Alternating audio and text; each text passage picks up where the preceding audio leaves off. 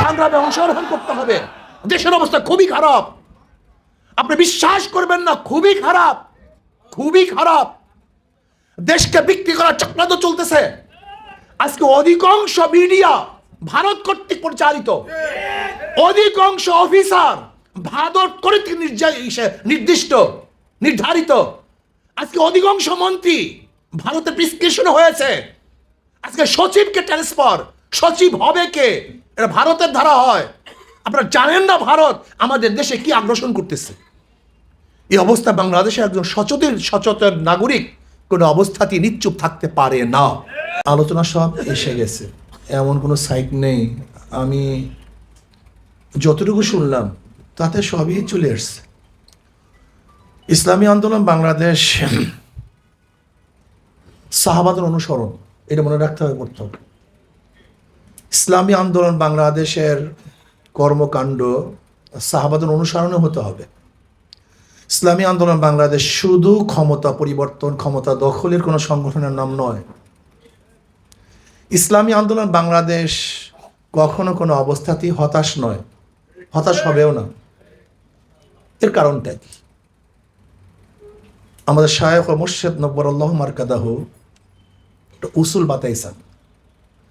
ইসলাম হুকুমাত কায়েম করার জন্য সর্বোচ্চ চেষ্টা করা আমাদের দায়িত্ব, ইসলামী হুকুমাত কায়েম করা আমাদের দায়িত্ব না। দেখেন, দুইটা কথার মধ্যে আসমান জমিন পার্থক্য।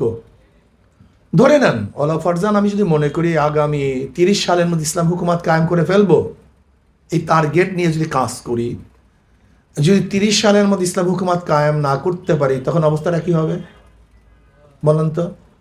হতাশ হয়ে যাবো, পারলাম না, হবে না। যতগুলি ইসলামিক সংগঠন এই কারণে ধ্বংস হয়ে গেছে যে আমরা পারলাম না, হবে না, হতে পারে না, হবে না ভাই, এর দ্বারা কিছু হবে না, না হবে না। দেখেন, যত ইসলামী সংগঠনের পুরাণ দায়িত্বশীল আছে তাদের সাথে আলোচনা করলে বলবে হবে না ভাই, সম্ভব না, এর দ্বারা হবে না, ব্যাস ব্যাস। তার মানে নিজেও হতাশ, আর একজনকেও হতাশাগ্রস্ত করার জন্য সাধ্য অনুযায়ী চেষ্টা করতেছে। ইসলামী আন্দোলন বাংলাদেশ কিয়ামত পর্যন্ত ধরে নেন, আল্লাহ না করুক, ক্ষমতায় না আসলেও একজন কর্মীর মধ্যে হতাশা আসবে না। এর কারণটা কি? আমি এই ফজরের নামাজ পড়ছি, আজকে জোহরের নামাজ পড়লাম। আচ্ছা, নামাজ পড়ার পরেই কি আমি ডাইন বামে সালাম ফিরাবার পরে দেখছি নাকি আমি কি পেলাম, আমার অর্জন কি হলো? এরকম করছেন নাকি কেউ? তা নামাজ পড়লাম কেন? খুব ভালো মতো বোঝার চেষ্টা করেন। আপনি রোজা রাখার পরেই বলছেন নাকি ভাই আমি কি পেলাম? হজ করার পরে আপনি বলছেন নাকি আমি কি পেলাম? কেন? এত সাধনা করে নামাজ পড়ছেন, রোজা রাখছেন, হজ করছেন, কাজ শেষের পরেই তো আপনি খোঁজেন না যে আমি কি পেলাম। আপনার মনের মধ্যে কি ছিল? যে আল্লাহর হুকুম পালন করছি। কি করছি? আকিমুসসালাহ, নামাজ কায়েম করার জন্য আল্লাহ হুকুম করছেন, আমি আমার সাধ্য অনুযায়ী চেষ্টা করছি সুন্দরভাবে নামাজটাকে আদায় করার জন্য। কি কথা ঠিক না? এখানে পাওয়া এবং না পাওয়ার কোনো ব্যাপার তার মধ্যে থাকে না। সে সবসময় চিন্তা করে আখেরাতে পাবো। ঠিক যেরকম আকিমুসসালাহ, নামাজ কায়েম করার পরে সালাম ফিরাবার পরে আমি খুঁজি না আমি কি পেলাম, বরং আল্লাহ পাকের হুকুম পালন করছে, এইটা আমার সন্তুষ্টি, এইটা আমার সান্ত্বনা। ঠিক একই আল্লাহ পাক বলছেন আকিমুদ্দিন, তোমরা দিন কায়েম করো। বাস আমি দিন কায়েম করার জন্য চেষ্টা করবো, এইটাই আমার কাজ, এইটাই আমার শান্তি। আমি শুধু দেখবো দিন কায়েমের জন্য আমি চেষ্টা করতে পারলাম কি পারলাম না। যদি এই একটা থিওরি আমাদের মনের মধ্যে থাকে, কিয়ামত পর্যন্ত হতাশ হব না। এটা মনে রাখবেন, ইসলামী আন্দোলন বাংলাদেশ ইসলাম হুকুমাত কায়েম করার জন্য সর্বোচ্চ চেষ্টা করাকে জরুরি মনে করে। কিন্তু আমি ইসলামী হুকুমাত কায়েম করব এরকম শিরকি কথা ইসলামী আন্দোলন বাংলাদেশ কখনই বলে না। আস-সাইয়ু মিন্নি ওয়াল ইতমামু মিনাল্লাহ, আমার থেকে চেষ্টা পূর্ণতা ঘটাবেন কে? তবে আপনার সর্বোচ্চ চেষ্টা করতে হবে, জান মাল সময় কোরবানি দিতে হবে, সর্বোচ্চ কোরবানি দিতে হবে, সর্বোচ্চ কোরবানি দিতে হবে। এখানে যদি ফেল করেন তা আল্লাহর কাছে ধরা খাবেন। কাজে আলহামদুলিল্লাহ এই বিষয়ে আমরা ঐক্যমত হওয়া চাই। নাম্বার আমাদের মধ্যে একটু বিভেদ থাকে, একটু খোসাখুসি, ভালো লাগে না, অমুক তমুক, এটা দূর করা চাই। ইসলামী আন্দোলন বাংলাদেশের নেতাকর্মীদেরকে, প্রত্যেকটা সংগঠনের নেতাকর্মীদের সাথে সুসম্পর্ক রাখা চাই, ভালো ব্যবহার করা চাই, আচার আচরণ ভালো করা চাই, আখলাকি হওয়া চাই। সামনে নির্বাচন আসতেছে, ইউপি নির্বাচন, সামনে ইউপি নির্বাচন আসতেছে, এখন থেকে প্রস্তুতি গ্রহণ করা চাই। এখন থেকে, যেহেতু আগামী নির্বাচন ইসলামী আন্দোলন বাংলাদেশ ইউপি নির্বাচন, স্থানীয় নির্বাচনে অংশগ্রহণ করবে, যেহেতু আগামী ইউপি নির্বাচন ইসলামী আন্দোলন বাংলাদেশ অংশগ্রহণ করবে, আজকের থেকেই প্রস্তুতি গ্রহণ করা দরকার। ভুল না করি, এখন থেকে চেষ্টা করা চাই, এখন থেকে ক্যান্ডিডেট নির্বাচন করা চাই, এখন থেকে প্রার্থী নির্বাচন করা চাই। কোন প্রার্থীকে ওখানে দেওয়া যায়, এখন থেকেই আমরা প্রার্থী নির্বাচন করে চুজ করি, এটা আমাদের করা দরকার।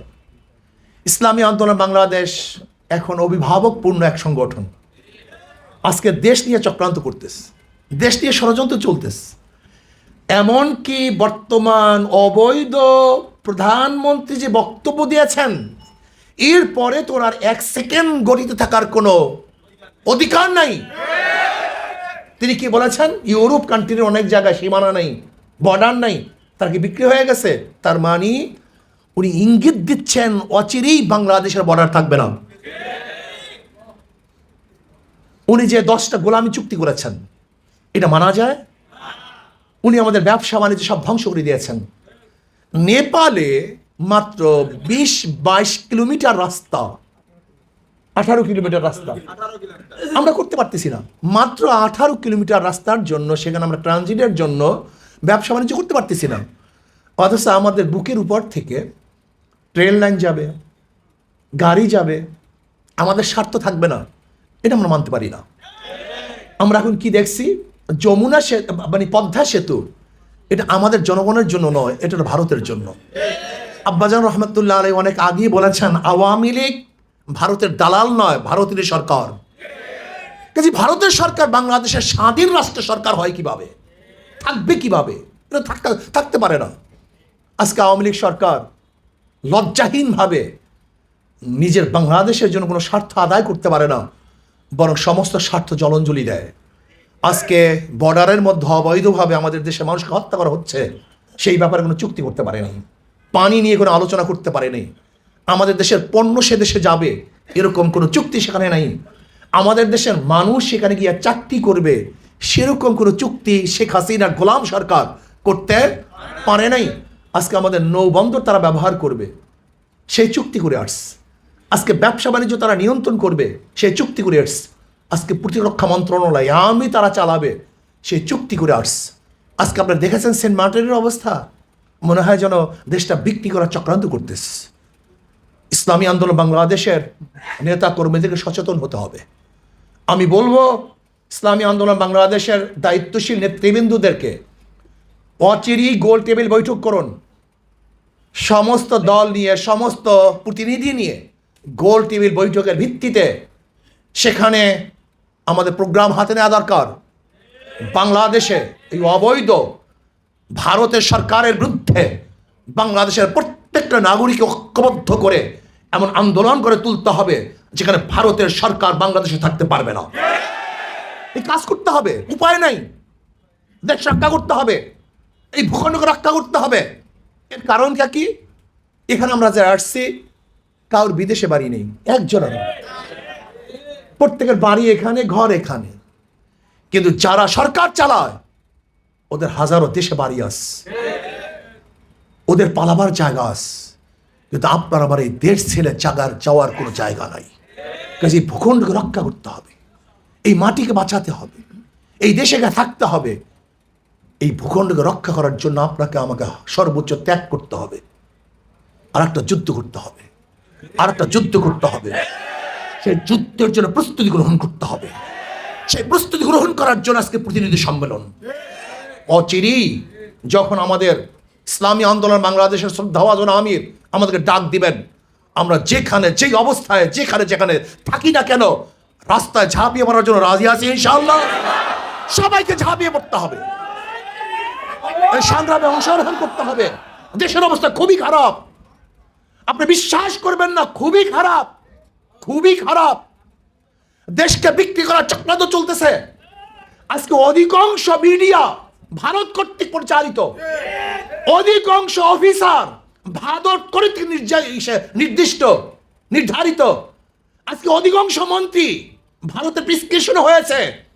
আজকে সচিবকে ট্রান্সফার, সচিব হবে কে, এটা ভারতের ধারা হয়। আপনারা জানেন না ভারত আমাদের দেশে কি আগ্রাসন করতেছে। এই অবস্থা বাংলাদেশে একজন সচেতন নাগরিক কোনো অবস্থাতেই নিশ্চুপ থাকতে পারে না। কাজে আসুন ইখলাসের ভিত্তিতে নিয়াতকে খালেস করে হিম্মত এবং খুলুসিয়াতের সাথে 5 ঔষধ যারা বাদ দিতেছেন, আমি মনে করি এইটাই ধ্বংসের আলামত। যারা মুজাহিদ হয়ে চরমনায় তরিকায় এসে ইসলামী আন্দোলন করার পরে 5 ঔষধ বাদ দিছেন, আমি মনে করি এইটাই ধ্বংসের আলামত। আজকে ইসলামী আন্দোলনকে ধ্বংস করতে পারছে না কেন? কারণটা কি? এর কারণ হলো এই যে এরা 5 ঔষধ পালন করার কারণে দুনিয়ার মোহাব্বত তাদের মধ্যে আসে না। এর জন্য এদেরকে ভাঙতে পারে নাই, দুর্বল করতে পারে নাই। আজকে হাজারো মানুষ মুজাহিদ দেখতেছি ইসলামী আন্দোলন করার পরে এখন আর আউয়ামিন পড়তে চায় না, জিকির আসকার করতে চায় না, মাসিক ইস্তেমায় যায় না। আমি মনে করি এইটাই ধ্বংসের আলামত, এইটাই ধ্বংসের সূচনা। কাজে 5 ঔষধ ঠিকমতো ব্যবহার করতে হবে, 3 শর্ত এবং 3 সবক আদায় করতে হবে। যদি এইভাবে আমরা করতে পারি, পরস্পর মিল মোহাব্বতে আমরা চলতে পারি, তাহলে ইনশাআল্লাহ ইসলামী আন্দোলন বাংলাদেশ সামনে অগ্রসর হবে। আল্লাহ আমাদেরকে সবাইকে আল্লাহর জমিনে আল্লাহর হুকুমত কায়েম করার জন্য সর্বোচ্চ চেষ্টা করার তৌফিক দান করেন। ওয়া মা আলাইনা ইল্লাল বালাগ।